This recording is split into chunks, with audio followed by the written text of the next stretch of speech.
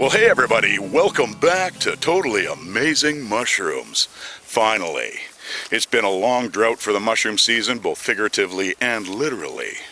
But over the last few days, we've been able to gather a few clips, enough to make a video for everybody to watch.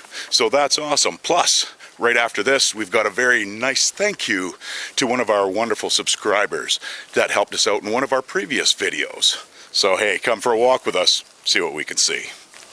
In our last video we showed these guys and I wasn't quite sure what they were, and we also showed these caterpillars, which I also did not know exactly what they were.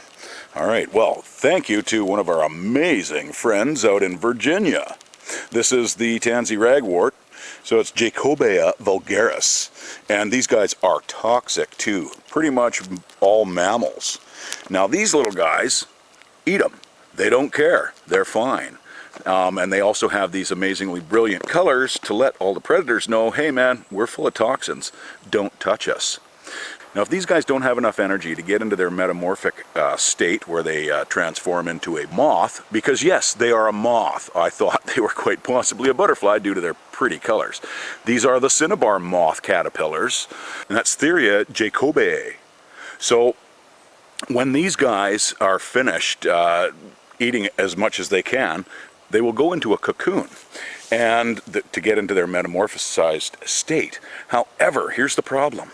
If they don't get enough food in their system, they don't have enough energy to convert into a moth. And here's some, like these here, have been completely devoured by all those caterpillars. These were all that tansy ragwort. So here's the thing, is if they don't get enough food, they can't turn into a moth and they can't go out and lay more eggs on others. And that's a big problem because a very small percentage of these guys actually make it into their moth form. So when you see like a bunch of them on some tansy ragwort, and then you see other ones that don't have any caterpillars on them, you can actually take these guys, take them off. Oop, we dropped them. And they'll curl up into a little ball, just like a lot of caterpillars do. And you can just put them right there. And now, he's got an all new food source. Because this one was not being attacked by caterpillars. And now, he has food, and he can turn into a moth. Now here's a neat thing about these guys is, yeah, their caterpillars are yellow and black. And I always thought that that was normally a good indicator of what their wings colors are going to be. These guys are actually red and black, believe it or not, as a moth form. And they're only about 3/4 of an inch long. So just amazing. Thank you again to our friend out in Virginia there for helping us along on this one. These ones, actually. So yeah, very cool. So the Cinnabar moth, and it is on the tansy ragwort. Now you can see how many of these guys have been mauled by them. Like I would say probably the majority of them. Like all of these dead sticks that you're seeing out here, these were all the ragwort, and they were just mowed down by those caterpillars. Yeah, there's the odd one that didn't get any caterpillar infestation, which is unfortunate, but I'm going to find some more of those little guys and I'm going to transplant them over to those guys over there that don't have any, so that they have some to eat, proliferate their species, and get rid of the tansy ragwort off the field. So I spotted these guys earlier today when I was mowing, and this is the second fruiting of these guys. This is Candoleomyces candoleanus. Just amazing, amazing guys. These are in the Chanterelles family, and you can see the dark, dark spore print. It's kind of a purpley black. Just amazing. And when they're younger, there's a bunch of younger ones in here. They can get, they're quite tan and lighter color, and then they turn to this whitey color, and you can see the margins, they're kind of like wavy, and the young ones, they still have a bit of their partial veil around the margin, as you can see. Now I have eaten these guys a couple of times now.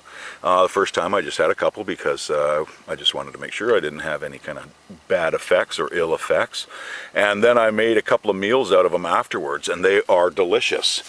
They taste very much like the Coprinus mycaceus, But the thing is, with the inky caps, they shrivel up so badly, and you don't have a lot, so you're going to want to have those with like an omelet or something. These guys only lose about 25% of their size, even though they're really thin fleshed. And I don't know if you can make this out, I'm trying to get it in the sun, but the stipe is kind of a satiny kind of look to it, and very, very delicate. You can see that it just shatters. But these guys are really good. They were named after Augustin de Candolle. He's a mycologist, and I can't remember, I think he's French, but he might be Belgian, I'm not sure. However, regardless, these guys are wonderful. They have been finding that they have some antiviral qualities to them. And in Iraq, now they were only discovered by some mycologists about in like 2015. However, the Iraqis have been consuming these as a food source and medicinally for like centuries. So crazy town on that. But yeah, they're just absolutely great. I don't cook the stipe because the stipes, when they cook are cooked, they kind of end up like a stick. So I just come out with my scissors and I just snip off the caps and leave the stipes there. And oh, this is awesome. This is a really nice little flush of them. And they really like grasses, and they like rotting wood. And there's all kinds of rotting wood around here. There's old stumps and rotting logs and debris and branches and everything. So they've got everything they want here. And it's quite moist. This is the side of a big old field here that gets a lot of shade. So yeah, these guys are real happy clams. And we're going to harvest a few of these guys, and we're going to take them home with us and cook them up in some way, shape, or form. I don't know how. I might just have them just on their own, because they are delicious. So yeah, just awesome. This is the second fruiting of these guys this year. So hey, the mushrooms are starting to come out. Now you can see a little bit of the veil remnants on this guy. It's a little bit more pronounced. You'll notice it on the younger ones. Now these guys are classified as not edible because they say that the flesh is too thin, and they can be mistaken for other ones if you don't find some young specimens so that you know the particular species that they are. We did have some help on identifying these guys originally from one of our amazing subscribers out there, some good friends. And so that was very, very helpful. And then I continued the research, and then I took the chance on trying some. And yeah, they just turned out to be amazing. Now, this is not the only flush of these guys that we have. I actually have found another flush back in the original spot that I'd found them a few months ago. So let's go check those out too. So those guys are over here. Now, I've already harvested a bunch of those. And way over here, there's a whole swack more. And they're all growing down in there and all through here. Here's a whole bunch of them. Just awesome. These guys are quite young. I might be able to eat some of these tomorrow too. Who knows? Obviously they love this area, and they're probably all through here, in behind these little tiny forget-me-nots. And we've got some more sulphur shelf here. These are the Latoporus conifericola. Yeah, these guys, we tried these not too long ago. But this is a whole new set, and this is a couple of months later. So, but these guys will come back out in the fall, and I think it was just fluke that they actually came out earlier. But they do start from June all the way through to August. So, but you can see this guy's growing right through the stick, right around it, I should say. But these guys are actually quite, I think they're quite good, especially when I did them up in that teriyaki. But yeah, very, very nice. So, very cool. And as you can see, they are also on the top half of this log. Now, these guys can be also parasitic, and they were probably parasitizing this tree while it was upright and still alive, but the mycelium stayed in it after it fell over, and they continue growing. And you can see how just tender, very tender. It's just, look at this. These are great. So my 3-year-old granddaughter has been obsessed with fairies.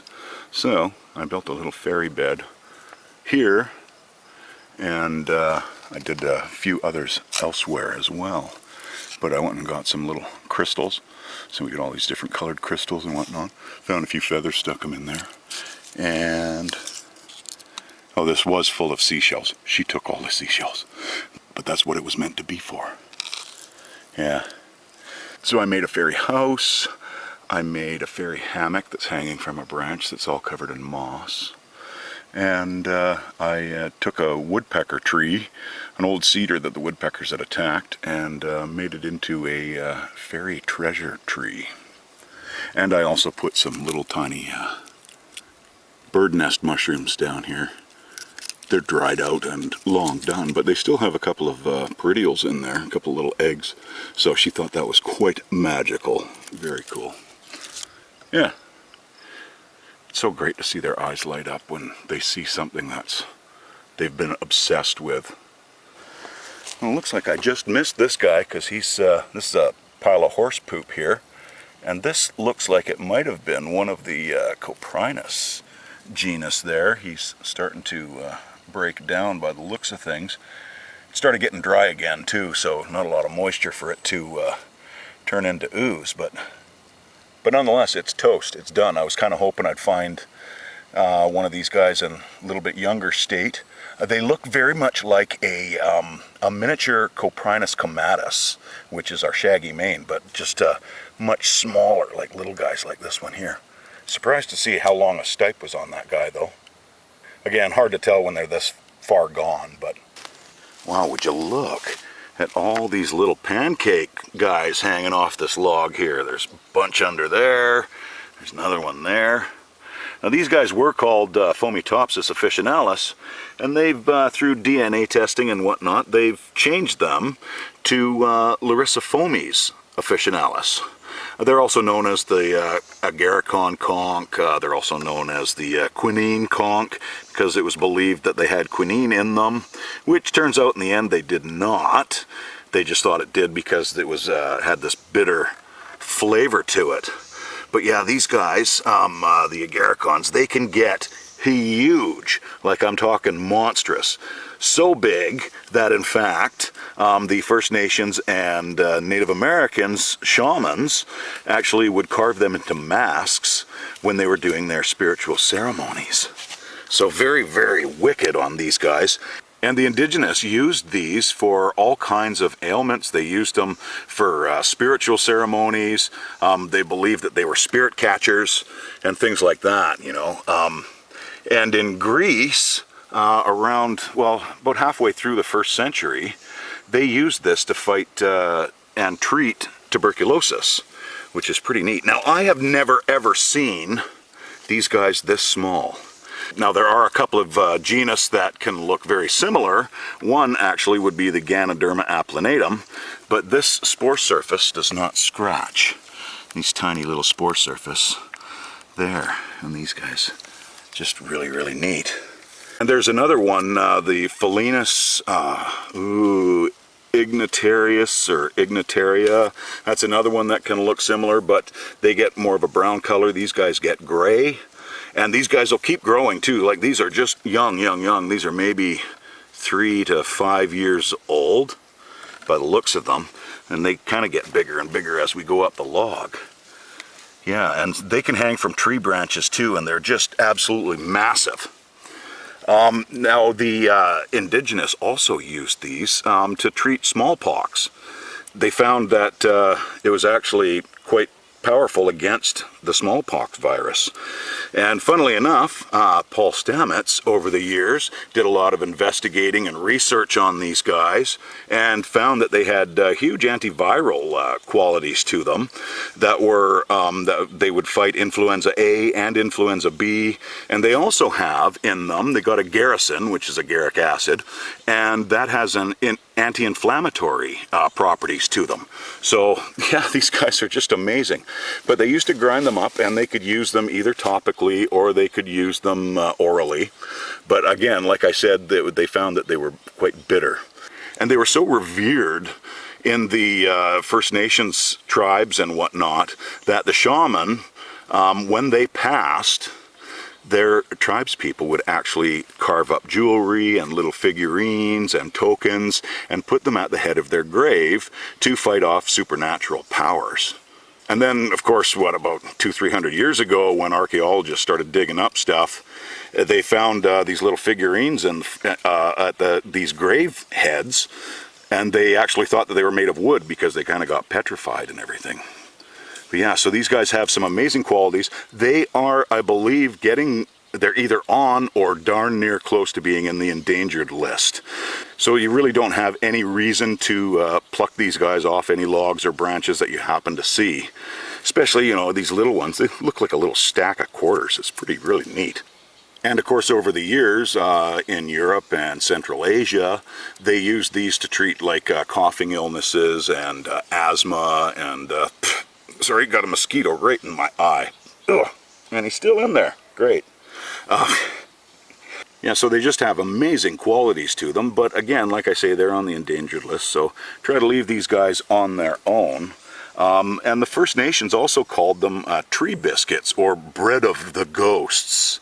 So just amazing, amazing. I saw the one here just as I was walking through, and then as I knelt down to take a look at it, I found all these other guys, and they're all up and down this entire log.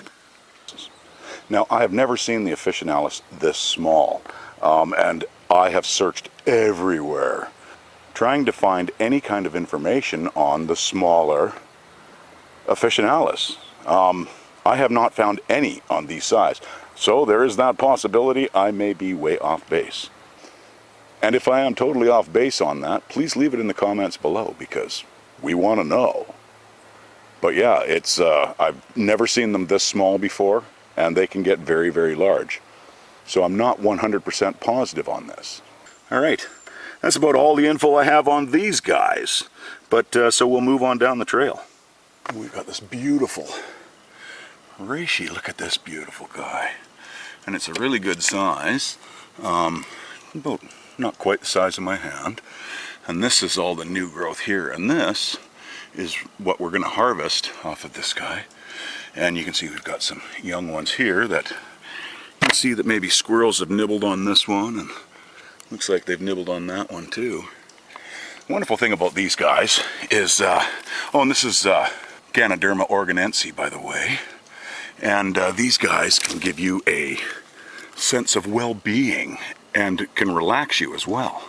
Now, there is another Ganoderma, the Tsuge, and that particular one, actually, they thought grew in conjunction with these guys here, the organense. And then they realized after much DNA testing and hundreds of specimens that they found that the Tsuge is actually on the East Coast and the organense is this one here. And there are others that grow on hardwoods. Now these guys have amazing compounds in them. So first off, they've got antioxidant properties, and those are from triterpenes and sesquiterpenes. And let me say that these guys are loaded in them. And they've also got a polysaccharide, which we know is anti-cancerous, but it's not totally unique, but it's different from most of the polysaccharides. It actually has a silicon atom attached to it, and they're finding that it has huge properties against cancer, against tumors and metastasis and all of that kind of thing. So just amazing, and that's just touching what these guys have in them. Now once they start to get their lacquered part, that's getting a little bit too hard, but this beautiful strip around the edge, this margin, is what we're going to be harvesting off these guys. Yeah, and you can see here's one from last year, and it's quite a beast actually. And there's a couple others, but yeah, once they get to that point, obviously they're done. And again, that was last year's. And these guys come up seasonally, and then they die off like that one down below there. And quite often they're going to have this kind of a neat looking stipe to them coming out of the tree base, and they just are so wild looking, just absolutely amazing.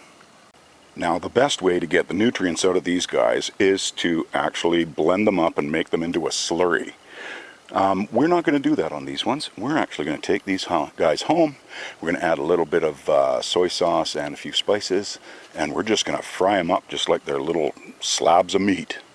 So we're going to take a chunk off of this, the front off of this guy here, and I'm hoping that I can actually hold my camera and do this at the same time. Okay, see how soft it is? Beautifully soft. I'm just taking the margin and take this piece off so it doesn't fall. And there's lots of other beautiful fungi on this tree to keep proliferating. I just dropped it. And this is what we're taking home. We're just going to use this as a little table for the moment. I'm just going to take this one little back piece off here. There we go.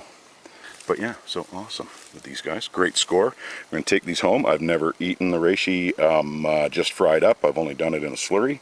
So we're going to try this in either teriyaki, maybe an oyster sauce, maybe just some soy sauce.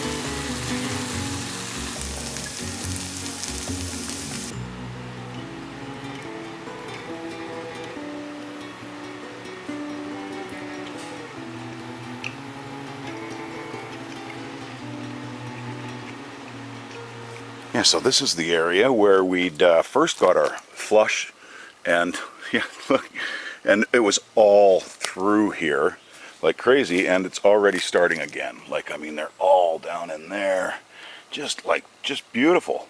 You can really see their cool looking cap. It gets really wavy, and then the margin can look really kind of deformed-ish almost. But yeah, just really, like so many of them. Awesome. And their common name is the pale brittle stem. Very cool. But yeah, so I'm going to be loading up my basket with these guys. Right on. Oh, pretty hard to miss this guy over here. Wow. This is so bright yellow. Well, this I'm just learning about these guys, so please forgive any of my ignorance on this. But this is one of the dog vomits, also known as witch's spit, even witch's butter. Like we know Tremella mesenterica is main witch's butter that most people associate with, but it's got that name, and it's also was originally called fleur de tan, which means bark flower. And that was by the guy who originally actually named it, Jean Marchand. And I don't know, about 30 years later, Carl Linnaeus got in there, called it something different, and finally around 1780, 80 or 1790, something like that, German botanist Friedrich Heinrich Wiggers, he gave it its final binomial name, Fuligo septica. So this is one of the slime molds, and they are pretty much all over the planet, really. I'm sure that there are some places like Antarctica and whatnot that they don't show up. But this yellow that they've got, they have this, it has a compound in it, and they call it Fuligorubin A.